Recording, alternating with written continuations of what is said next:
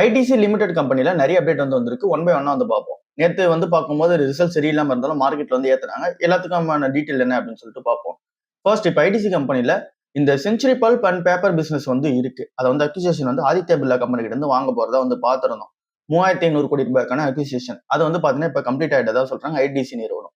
So இது வந்து இவங்களோட paper board and then packaging business வந்து ஸ்ட்ரென்தன் பண்ற மாதிரி இருக்க போகுது. இந்த ஒரு 3500 கோடி ரூபாய் கொடுத்து இந்த century bulb and paper business வாங்கினது. இப்ப ஐடிசியோட டோட்டல் பேப்பர் அப்புறம் பேப்பர் போட்டோட கெப்பாசிட்டி வந்து 50% வந்து இது மூலமா இன்க்ரீஸ் ஆகும்னு சொல்றாங்க. அரௌண்ட் 1.5 மில்லியன் டன்ஸ்க்கான அந்த ஒரு பேப்பர் ப்ரொடக்ஷன் வந்து நடக்கும் அப்படின்ற மாதிரி வந்து எக்ஸ்பெக்டேஷன்ஸ் வந்து இருக்கு. இந்த ஒரு கம்பெனி கூட மெர்ஜர் ஆன ரீசனால, இன்டெகிரேட் ஆன ரீசனால, இந்த ஒரு செஞ்சுரி பல்ப் பிசினஸ் உள்ள வந்த ரீசனால பர்டிகுலரா நார்த் இந்தியால வந்து ஒரு பெரிய பெனிஃபிட் வந்து ஐடிசி வந்து இருக்கும்னு சொல்றாங்க. இதை தாண்டி ரா மெட்டீரியல் வந்து ஈஸியா வந்து ஆக்சஸ் பண்ணிக்க முடியும். கஸ்டமர்ஸ் வந்து ஈஸியா வந்து பாத்தீங்கன்னா கன்வெர்ட் பண்ணிக்க முடியும். மேனுஃபேக்சரிங் கெப்பாசிட்டி சூப்பரா இன்க்ரீஸ் வந்து பண்ணிக்க முடியும். ஸோ இது ஃபுல்லாவே நார்த் சைட்ல வந்து ஐடிசி கம்பெனிக்கு ஒரு பெரிய பிளஸா வந்து இருக்க போகுது. ஓவராலாவே சஸ்டைனபிள் பேக்கேஜிங், பேப்பர் போர்ட்ஸ், அப்புறம் ஆல்டர்னேட்டிவ் பிளாஸ்டிக் வந்து பாத்தீங்கன்னா இந்தியால ஒரு டிமாண்ட் வந்து இருக்கு.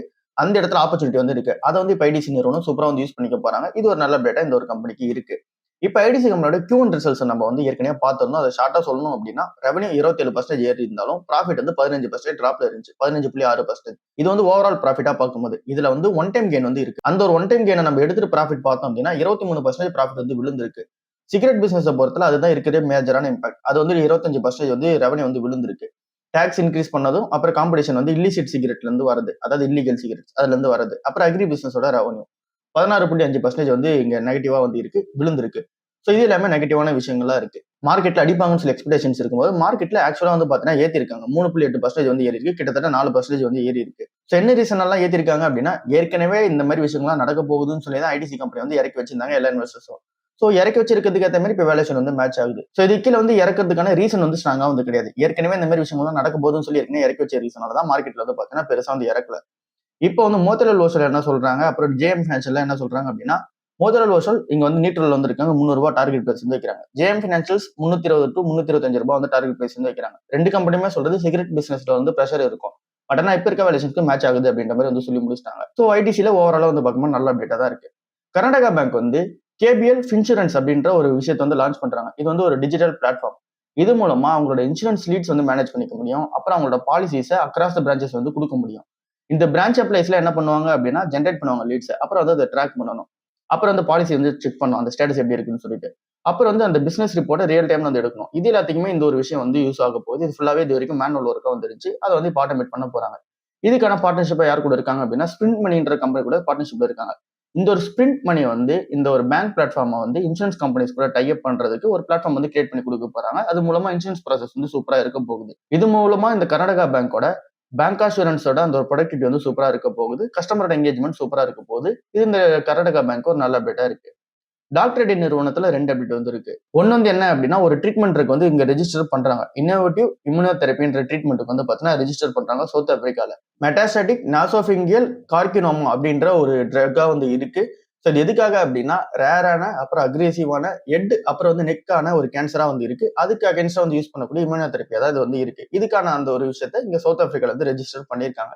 கீமோதெரபின்றது என்ன பண்ணும் அப்படின்னா டைரக்டா வந்து இந்த ஒரு செல்ஸ் எல்லாமே டிவைட் பண்ணிட்டு போறது எல்லாமே கில் பண்ண ஆரம்பிக்கும். பட் ஆனா இம்யூனோதெரபி என்ன பண்ணும் அப்படின்னா ஓவராலா நம்மளோட பாடியில இருக்கிற அந்த ஒரு இம்யூன்ஸ் வந்து பாத்தீங்கன்னா ஸ்ட்ரென்தன் பண்ணிட்டு அப்புறம் இந்த கேன்சர் செல்ஸ் வந்து இங்க ரெகக்னைஸ் பண்ணி அதை வந்து அட்டாக் பண்ண ஆரம்பிக்கும். ஸோ இம்யூனோதெரபி வந்து பாத்தீங்கன்னா கொஞ்சம் டிஃப்ரெண்டா இருக்கும் கீமோதெரபியை கம்பேர் பண்ணும்போது. ஸோ இது வந்து சவுத் ஆப்பிரிக்கால ரெஜிஸ்டர் பண்றது இந்த கம்பெனிக்கு ஒரு பெரிய பிளஸா வந்து இருக்க போகுது. அதுக்கு அடுத்துதான் வந்து யூஎஸ்எஃப்டிஏ கிட்ட அப்ரூவல் வாங்கிட்டாங்க. ரிடிக்ஸிமேப் அப்படின்ற ஒரு பேசப்ல இருக்காங்க, அப்ரூவல் வந்து வாங்கிட்டாங்க. இது வந்து என்ன அப்படின்னா இந்த ரிடிக்ஸான்ன்றது ஒரு வெர்ஷன். ஸோ இது வந்து என்ன பண்ணும் அப்படின்னா செர்டைனான பிளட் கேன்சர் அப்புறம் வந்து ஆட்டோமின் டிசீஸ் இது எல்லாத்தையுமே அந்த பத்திரம் யூஸ் பண்ற மாதிரி இருக்க போகுது. இது வந்து யூஎஸ்ல வந்து ஃப்ரென்சியஸ் கேபி என்ற ஒரு கம்பெனியோட கமர்ஷியலைஸ் பண்ணி விற்க போறாங்க. ஸோ ஓவரால் இந்த கம்பெனில 2 பெரிய அப்டேட். ஒன்னு சவுத் ஆப்பிரிக்கால வந்து நடக்க போகுது, அந்த இடத்துல ரெஜிஸ்டர் பண்ணிருக்காங்க ஒரு ட்ரக். இன்னொன்னு வந்து ரிடிக்ஸிமேப்ன்ற ஒரு பயோசிமிலர் ட்ரக் யூஎஸ்ல வந்து செல் பண்ண போறாங்க. ரெண்டுமே ஒரு நல்ல அப்டேட்டா தான் இருக்கு. டாடா மோட்டர்ஸோட அந்த ஒரு சேல்ஸ் ரிப்போர்ட் வந்து வெளியே வந்திருக்கு இந்த ஒரு ஜூலை மந்த். 13,579 எலக்ட்ரிக் கார்ஸ் வந்து பாத்தீங்கன்னா செல் பண்ணிருக்கதா சொல்றாங்க ஜூலை மாசம் மட்டும். ஓவராலா இந்த ஒரு கம்பெனி செல் பண்ணது என்னவோ 58,000 யூனிட்ஸ் மேல செல் பண்ணிருக்காங்க. பட் ஆனா ஈவி மட்டுமே 13,579 வண்டி வந்து வித்திருக்காங்க. 101% இயர் ஆன் இயர் பேசிஸ்ல அப்பா இருக்கதா சொல்றாங்க. மஹேந்திரா வந்து 7,677 வண்டி வந்து வித்திருக்கதா சொல்றாங்க. மார்க்கெட் ஷேரை இங்க டாடா மோட்டர்ஸ் வந்து ஓன் பண்ணிக்கிறாங்க. 43% வந்து இங்க ஓன் பண்ணிக்கிறாங்க. அதுக்கு அடுத்தது மஹேந்திரா வந்து இருக்காங்க.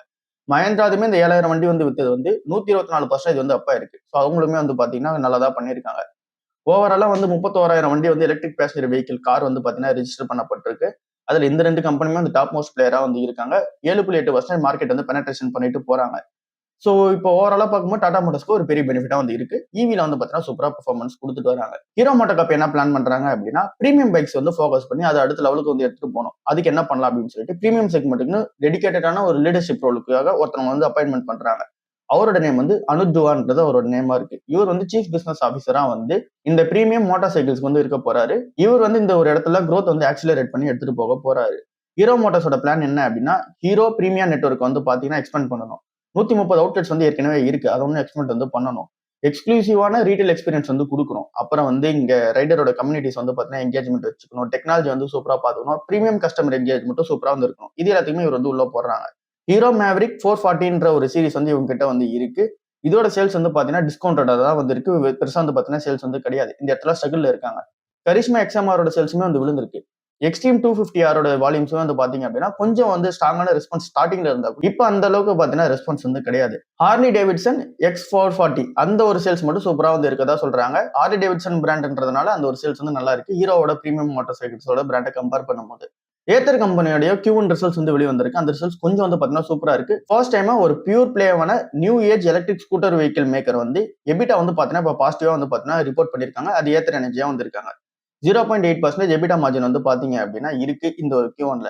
ரெவன்யூ 1200 கோடி ரூபாய் பண்ணிருக்காங்க. போன வருஷம் 670 கோடி ரூபாய் பண்ண கம்பெனி இப்ப 1200 கோடி ரூபாய் பண்ணிருக்காங்க. ஈவியோட சேல்ஸ் வந்து ஜம்ப் ஆயிருக்கு. நெட் லாஸ் வந்து இப்ப 51 கோடி ரூபாய் தான் இருக்கு. போன வருஷம் வந்து 128 கோடி ரூபாய் வந்துருச்சு. இப்ப 58 கோடி ரூபாய் தான் இருக்கு. மந்த்லி உங்களோட ப்ரொடக்ஷன் கெபாசிட்டி வந்து 31,000 யூனிட்ஸ் தான் வந்து இருக்கு. ஒசூர் பிளான்ட்ல அவங்களை வந்து எக்ஸ்பேண்ட் பண்ணிக்க போதா சொல்றாங்க. 4.2 லேக் வெஹிக்கிள் வந்து ஆனுவலா வந்து வெளியே வருது. அதை வந்து 9.2 லேக் வட்டியா வந்து ஆனுவலா வெளியே வரதுக்கான பிளான்ல வந்து இருக்காங்க. சோ இந்த ஒரு ஏத்தர் கம்பெனியோட Q1 ரிசல்ட் சூப்பரா இருக்கு. மேஜரான பாசிட்டிவா நம்ம பார்க்க வேண்டியது இந்த ஒரு கம்பெனி ஃபர்ஸ்ட் டைம் எபிட்டா வந்து பாத்தீங்க அப்படின்னா பாசிட்டிவா வந்து ரிப்போர்ட் பண்ணிருக்காங்க. இதை நம்ம வந்து இங்க என்கரேஜ் பண்ணி ஆகணும். முத்தூட் ஃபினான்ஸ் கம்பெனி நல்ல ஒரு ரிசல்ட்ஸ் வந்து ப்ரொவைட் பண்ணா கூட 11% மார்க்கெட்ல இந்த ஷேர் வந்து இறக்கிருக்காங்க. என்ன ரீசன் அப்படின்னு சொல்லிட்டு பார்ப்போம். ஃபர்ஸ்ட் இந்த Q1 எப்படி இருந்துச்சுன்னு சொல்லிட்டு பார்ப்போம். கன்சாலிடேட்டட் நெட் ப்ராஃபிட் வந்து 43% க்ரோ இருக்கு. 2825 கோடி ரூபாய் மேக் பண்ணிருக்காங்க. டோட்டல் இன்கம் வந்து 8695 கோடி ரூபாய் மேக் பண்ணிருக்காங்க. டோட்டல் அந்த லோன் அசெட் அண்ட் மேனேஜ்மெண்ட் வந்து 43% ஏறி இருக்கு. 1.92 லேக் crore வந்து வச்சிருக்காங்க. கோல்ட் லோன் பிசினஸ் ஸ்டெடியா இருக்குது. இது இந்த இடத்துல காமிக்குது. எந்த இடத்துல பிரச்சனை ஆரம்பிக்குது அப்படின்னா மார்ஜின்ல. நெட் இன்ட்ரெஸ்ட் மார்ஜின் வந்து 297 பேசிஸ் பாயிண்ட்ஸ் வந்து பாத்தீங்கன்னா விழுந்திருக்கு சீக்வன்ஷலா. 10.4% இப்ப இருக்காங்க. இது வந்து நோமோட எக்ஸ்பெக்டேஷன்ஸோட ரொம்ப கம்மியா இருக்கு. நோமோட எக்ஸ்பெக்டேஷன்ஸ் வந்து 17%. பட் ஆனா இப்ப ரொம்பவே கம்மியா இருக்கு. இதனால ஓவரால் growth வந்து கம்மியா இருக்குன்ற எக்ஸ்பெக்டேஷன்ஸ். இதனால நோமோ என்ன சொல்றாங்க அப்படின்னா டார்கெட் பிரைஸா 3300 வந்து நிறுத்திக்கிட்டாங்க. ஹோல்ட்ல வந்து போட்டாங்க. அவங்களோட எக்ஸ்பெக்டேஷன்ஸ் படி ரிட்டர்ன் ஆன் அசெட்ஸ் வந்து இப்ப நார்மலைஸ் ஆகணும் அப்படின்னா அது வந்து 4.8 to 5.3% தான் இதுக்கப்புறம் கம்மிங் இயர்ஸ்ல இருக்க போகுது. பட் ஆனா பீக் வந்து 6.7% வரைக்கும் போகுச்சு. இப்ப வந்து ஸ்லோவான growth அப்புறம் மார்ஜின் பிரஷர் இருக்கு ரீசனால இந்த மாதிரி ஆகும்னு சொல்லி சொல்றாங்க. இந்த ஒரு மார்ஜின்ஸ் அடி வாங்கின ரீசனால அப்புறம் ஃபியூச்சர்ல மார்ஜின் அடி வாங்க போகுதுன்ற ரீசனால முத்தூட் ஃபினான்ஸ் ஷேர் வந்து 11% இறக்கிருக்காங்க. டிசிஎஸ் இன்ஃபோசிஸ் கம்பேர் பண்ணி டீடைலான ஒரு ஆர்டிகல் பார்த்தா அதே நம்ம டீடைலா பேசணும் அப்படின்னா ஒரு 10 to 15 மினிட்ஸ் வந்து பேசலாம். அந்த அளவுக்கு டீடைலா ஒரு ஆர்டிகல் பார்த்தேன். அதுல அவங்க சிம்பிளா என்ன சொல்ல வராங்கன்னு மட்டும் நம்ம பார்ப்போம். பெட்டரான டீல் ஆக்டிவிட்டி வந்து பாத்தீங்கன்னா 2 கம்பெனி சைட்லயுமே இருக்கு. 2 பேருமே ஏஐ வந்து பாத்தீங்க அப்படின்னா டெஸ்டிங்ல இருந்து இப்ப ரியல் வேர்ல்டு இம்ப்ளிமெண்டேஷனுக்கு மூவ் பண்ண ஆரம்பிச்சிட்டாங்க. அந்த இடத்துல இருந்து ரெவன்யூ வந்து கொஞ்சம் கொஞ்சமா வந்து இப்ப வர ஆரம்பிச்சிருக்கு. டிசிஎஸோட மெத்தட் என்ன அப்படின்னா இங்க ஏஐக்காக மட்டும் நம்ம பார்க்கும்போது இன்ஃப்ராஸ்ட்ரக்சர்ல இருந்து இன்டெலிஜென்ஸ்ன்ற ஸ்ட்ராட்டஜிக்கு வந்து போறாங்க. ஸோ டேட்டா சென்டர்ல வந்து அதிகமான இன்வெஸ்ட்மெண்ட் வந்து பண்றாங்க அந்த ஒரு கெப்பாசிட்டிக்காக. அதை வந்து இப்ப ஹைப்பர் வால்ட் மூலமா பண்ணிட்டு இருக்காங்க. அவங்களோட ஏஐ ரிலேட்டட் பிசினஸ்மே ஆனுவலைஸ்டு ரெவன்யூ ரன் ரேட் வந்து $2.6 பில்லியன் வந்து ரீச் பண்ணிருக்கு. இது வந்து டிசிஎஸோட அந்த ஒரு ஸ்ட்ராட்டஜி அவங்க பெட் பண்ற ஏரியா. ஏஐ இன்ஃப்ராஸ்ட்ரக்சர் மேல பெட் பண்றாங்க. இன்ஃபோசிஸ் எது மேல பெட் பண்றாங்க அப்படின்னா ஏஐ சாஃப்ட்வேர்ஸ் மேல வந்து பெட் பண்றாங்க. ஏஐ சாஃப்ட்வேர் டிரான்ஸ்ஃபர்மேஷன் அப்புறம் இந்த லெகசியான கோட வந்து பாத்தீங்கன்னா மாடர்னைசேஷன் பண்றது. இந்த இடத்துல இவங்க ரெவன்யூ இருக்குது வந்து உணர்றாங்க. ஏஐ சர்வீசஸ் மட்டுமே இப்ப 8.2% ஆஃப் த ரெவன்யூ வந்து இப்ப கான்ட்ரிபியூட் பண்ணுது. ஸோ 2 கம்பெனியுமே இந்த மாதிரியான ஸ்ட்ராட்டஜில வந்து போறாங்க. இப்ப 2 கம்பெனியோட அந்த வேல்யூஷன் பார்த்தாலும் கூட 5 இயர் மீடியன் வந்து பார்க்கும்போது டிசிஎஸ்க்கு 29.9 பட் ஆனா இப்ப ட்ரேட் ஆகுது 16.3 வேல்யூஷன் சூப்பரா இருக்கு. இன்ஃபோசிஸ் 25.8ன்றது மீடியன் பட் ஆனா இப்ப ட்ரேட் ஆகுது 15. ஸோ 2 கம்பெனியுமே வந்து பார்க்கும்போது ஹிஸ்டாரிக் வேல்யூவேஷனோட சூப்பரா வந்து பாத்தீங்கன்னா இப்ப கம்மியா தான் ட்ரேட் ஆகுது. வேல்யூஷன் சூப்பரா வந்து இருக்கதா சொல்றாங்க. யார் வந்து பாத்தீங்கன்னா கிளியரான வின்னரா இருக்க போகுதுன்ற கொஸ்டின் தான் லாஸ்டா வந்து முடியுது. அதுல 2 கம்பெனியுமே சான்ஸ் இருக்குதா சொல்றாங்க. பட் ஆனா இப்போதைக்கு யாரும் வந்து இன்னும் ஜெயிச்சத மாதிரி நம்மளால கன்ஃபர்மேஷன் வந்து கொடுக்க முடியாது. 2 பேருமே இப்பதான் ஏஐல வந்து பாத்தீங்கன்னா ரெவன்யூ வந்து ஸ்டார்ட் பண்றாங்க. ஸ்டார்டிங் ஸ்டேஜ்ல இருக்காங்க. இன்னைக்கான நல்ல மார்க்கெட் எப்படி இருக்குது? ஆக்சுவலா வந்து நம்ம இப்போ ரெக்கார்ட் பண்ணிட்டு இருக்கும்போது மார்க்கெட் வந்து ஓப்பன் ஆயிடுச்சு. 50-50 வந்து பார்க்கும்போது கொஞ்சம் பாசிட்டிவ்ல இருக்கு. சென்செக்ஸ் வந்து பாத்தீங்கன்னா பாசிட்டிவ்ல தான் இருக்கு. கொஞ்சம் வந்து மார்க்கெட் அப்ல தான் வந்து இருக்கு. பட் ஆனா இப்போ எல்ஐசி ஷேர் போட்டு ரொம்ப அடிச்சிட்டு இருக்காங்க. சோ அதை பத்தி நம்ம டீடைலா அப்புறம் வந்து பார்ப்போம். குளோபல் மார்க்கெட் எப்படி இருக்கு அப்படின்னா யூஎஸ் மார்க்கெட்ஸும் பாசிட்டிவா வந்து இருக்கு. ரொம்ப வந்து பாத்தீங்கன்னா பாசிட்டிவ்ல வந்து இருக்கு. ஏஷியன் மார்க்கெட் பாசிட்டிவ்ல இருக்கு.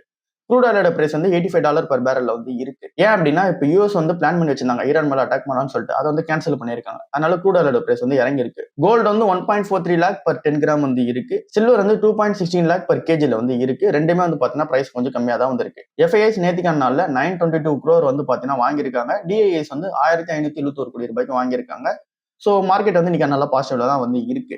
இப்ப எல்ஐசி ஷேர் வந்து ஏன் 8% மேல வந்து அடிச்சிருக்காங்க அப்படின்னா 392 ரூபாய்க்கு ஆஃபர் ஃபார் சேல் வந்து போட்டுட்டாங்க. சோ இது வந்து ஓப்பன் ஆஃபரா இன்வெஸ்டர்ஸ்க்கு வந்து இருக்கு பாத்தீங்கன்னா கவர்மெண்ட் வந்து இந்த மாதிரி ஆஃபர் கொடுக்குற ரீசனால மார்க்கெட்ல 8% வந்து பாத்தீங்க அப்படின்னா இறக்கிட்டாங்க. கிட்டத்தட்ட 9% இறக்கிட்டாங்க. கவர்மெண்ட் வந்து 6.5% ஆஃப் த எல்ஐசி ஸ்டேக் வந்து விற்க போதா சொல்லியிருக்காங்க. அதாவது ஆஃபர் ஃபார் சேல்ல வந்து கொடுக்க போதா வந்து சொல்லியிருக்காங்க. இதுல வந்து 2.5% பேஸ் ஆஃபரா வந்து இருக்கு. 4% வந்து கிரீன் ஷூ ஆப்ஷனா வந்து இருக்கு. பொட்டன்ஷியலா வந்து பார்க்கும்போது 31,000 கோடி ரூபாய் இது மூலமா ரைஸ் பண்ண முடியும். இந்த ஆஃபர் ஃபார் சேல் வந்து வெளியே போற ரீசனால. ஏன் இந்த ஒரு ஆஃபர் ஃபார் சேல்னால இந்த ஒரு ஷேர் இறங்குது அப்படின்னா ஆஃபர் ஃபார் சேலோட ஃப்ளோர் பிரைஸ் என்ன அப்படின்னா இப்போ இந்த ஷேர் ஓப்பன் ஆகுது முன்னாடி ஒரு பிரைஸ் இருக்கும் பாத்தீங்களா அது வந்து 424 ரூபாய். அந்த க்ளோசிங் பிரைஸ் விட 10% வந்து பாத்தீங்கன்னா கம்மியான பிரைஸ்ல இங்க ஆஃபர் ஃபார் சேல் வந்து கொடுக்குறாங்க. அந்த ஒரு ரீசனால என்ன பண்றாங்க அப்படின்னா இந்த ஒரு டிஸ்கவுண்டடான பிரைஸ்க்கு மார்க்கெட்ல இந்த ஒரு ஷேர் வந்து இறக்கிடுவாங்கன்னு சொல்லிட்டு இந்த ஒரு ஷேர்ல எல்லாருமே ஸ்டேக் வந்து பாத்தீங்கன்னா செல் பண்றாங்க. மார்க்கெட்ல இந்த ஒரு கம்பெனி மேல பேனிக் வந்து இருக்கு. கவர்மெண்ட் வந்து இப்ப 96.5% எல்ஐசி ஸ்டேக் வந்து வச்சிருக்காங்க. இந்த ஒரு ஸ்டேக்ஸ் நடந்துச்சு அப்படின்னா 90% தான் ஸ்டேக் வந்து அவங்க கிட்ட பேலன்ஸ் வந்து இருக்கும். மீதி இருக்க 6.5% வந்து இங்க ஆஃபர் ஃபார் சேல் வந்து போயிடும். ஸோ ஓவரால் இது வந்து எல்ஐசிக்கு வந்து நெகட்டிவான இம்பாக்டா இருக்கு. லாஸ்ட் நியூஸா வந்து நம்ம என்ன பார்க்கலாம் அப்படின்னா எம்பி எலக்ட்ரோ சிஸ்டம்ஸ் பத்தி நம்ம பார்ப்போம். ஏன் அப்படின்னா நிறைய பேர் வந்து ஆகஸ்ட் 3 அன்னைக்குலாம் கேட்டிருந்தீங்க அட்லீஸ்ட் ஒரு வீடியோ போட சொல்லி. பட் ஆனால் நம்ம மிஸ் பண்ணிட்டோம். ஸோ அதை பத்தி நம்ம ஒரு அப்டேட் வந்து கொடுப்போம். இதை நிறைய பேர் வந்து அப்ளைவும் பண்ணி வச்சிருப்பீங்க. நிறைய பேர் அப்ளை பண்றதுக்காக பார்த்துட்டு இருப்பீங்க. ஒருவேளை இப்போ லிஸ்ட் ஆனதுக்கு அப்புறம் பை பண்ணலாம்னு சொல்லி பார்த்துருப்பீங்க. ஸோ அவங்களுக்கான அப்டேட்டா வந்து இருக்கட்டும். எம்பி எலக்ட்ரோ சிஸ்டம்ஸ் ஐபிஓ வந்து வரது 290 கோடி ரூபாய்க்கு ஃபண்ட் ரைஸ் வந்து பண்ண போறாங்க. அது ஃபுல்லாவே ஃப்ரெஷ் இஷ்யூஸ் தான் வந்திருக்கு. 400 to 425 ரூபாய்க்கு பிரைஸ் பேண்ட் வந்து வச்சிருக்காங்க. ஃப்ரெஷ் இஷ்யூஸ் தான் ஃபுல்லாவே. ஸோ இந்த ஒரு கம்பெனி வந்து ஃபுல்லாவே அந்த மணியை கலெக்ட் பண்ணிட்டு போயிட்டு அந்த கம்பெனி மேலதான் இன்வெஸ்ட்மெண்ட் வந்து பண்ண போறாங்க. அந்த கம்பெனி தேவையான விஷயங்களுக்கு தான் இன்வெஸ்ட்மெண்ட் வந்து பண்ண போறாங்க.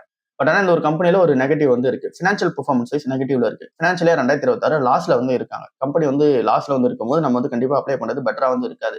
ஸ்ட்ராங்கான ரயில்வே ஃபோக்கஸ்டு ஒரு பிசினஸா வந்து இவங்க இருக்காங்க. கிட்டத்தட்ட 76% வந்து இருக்குது. அப்புறமேட்டுக்கு இந்த ஒரு கம்பெனியோட அந்த ஆப்பரேட்டிங் எக்ஸ்பென்சஸ் வந்து அதிகமா இருக்கு. அதனால லாஸ் வந்து இவங்க ஃபைல் பண்ணிருக்காங்க. இப்போ இவங்க கிட்ட இருக்க ஆர்டர் புக் எப்படி இருக்கு ரயில்வேல பார்க்கும்போது இந்த ஜூன் 30, 2026 டேட்டா படி பார்த்தோம் அப்படின்னா ப்ரொபல்ஷன் எக்யூப்மெண்ட் ஆர்டர் வந்து பாத்தீங்க அப்படின்னா சூப்பரா இருக்கு. 989 crore வந்து பாத்தீங்கன்னா ஆர்டர் வந்து வச்சிருக்காங்க. அது கூடவே 94 crore அனதர் ஆர்டரும் வந்து இருக்கு. அது வந்து டெவலப்மெண்டல் கேட்டகரி ஆர்டரா வந்து வரும். இந்த ஒரு கம்பெனியோட பிசினஸ் ஸ்ட்ரென்த் இன்னொன்று வந்து இருக்கு. IGBT பேஸ்டு 3-phase ப்ரொபல்ஷன் டெக்னாலஜின்னு இவங்க கிட்ட ஒன்று வச்சிருக்காங்க. அது வந்து இந்தியன் ரயில்வேஸ்க்கு வந்து யூஸ் பண்ணுவாங்க. அது இந்த கம்பெனிக்கு ஒரு பெரிய பாசிட்டிவா இருக்கு. ஸோ இது இப்போ நம்ம பாசிட்டிவும் பார்த்துட்டோம், நெகட்டிவும் பார்த்துட்டோம். ஃபினான்ஷியல் பர்ஃபார்மன்ஸ் வந்து பார்த்தீங்கன்னா சரியில்லை. ஃபியூச்சர்ல வந்து ஆர்டர் புக் இருக்க போகுதுன்றது வந்து சொல்றாங்க. அதுக்கேற்ற மாதிரி ரயில்வே கிட்ட ஆர்டரும் வந்து இருக்கு. பட் ஆனால் இந்த ஒரு கம்பெனி லாங் டர்ம் பர்பஸ்க்கு எப்படி இருக்க போகுதுன்னு தெரியல. லிஸ்ட் ஆனதுக்கு அப்புறமாவும் கன்சிடர் பண்றதுக்கு பெட்டரா வந்து கிடையாது. ஸோ லிஸ்டிங் எண் இப்போதைக்கு இருக்கிறது வந்து பாத்தீங்கன்னா 28% இது வந்து சொல்றாங்க. ஆல்மோஸ்ட் ஒரு 20% மேல லிஸ்டிங் எண் வந்து உங்களுக்கு கிடைக்கிறதுக்கான சான்சஸ் இருக்கு. 200 மடங்கு மேல ஓவராலா சப்ஸ்கிரைப் வந்து பண்ணிருக்காங்க. ஸோ இப்போதைக்கு ஒரு நீங்க அப்ளை பண்ணிருந்தீங்க அப்படின்னா இங்க வந்து லிஸ்டிங் எண்க்கு மட்டும் பார்க்கறது பெட்டரா வந்து இருக்க மாதிரி இருக்கு. ஏன் அப்படின்னா அந்த கம்பெனி லாஸ் மேக்கிங்ல இருக்க ரீசனால. ஸோ இவ்வளவுதான் நீங்க ஓவரால் மார்க்கெட் நியூஸ். அடுத்த நியூஸ்ல சந்திப்போம். பாய்.